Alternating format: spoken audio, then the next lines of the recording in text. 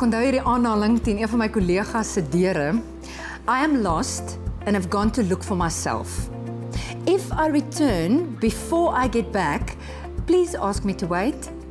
Met alhoewel ek weet nie waar ek is nie, ek is so bietjie weg, maar as jy my kry, sê net ek moet hier wag. Die soeke na wie ons is en waar ons is eintlik nie 'n soeke na onsself nie. Vir my is die perfekte volgorde vir die soeke na identiteit uitgebeeld in Matteus 16. Jesus vra vir sy disippels, wie sê julle is ek? Petrus antwoord, u is Christus.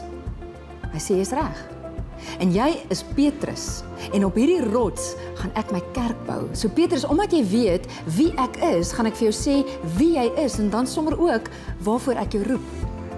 As jy wil uitvind wie jy is, soek na Jesus. Vind hom, vind jouself, en dan sommer ook die taak en die roeping wat hy vir jou in gedagte het.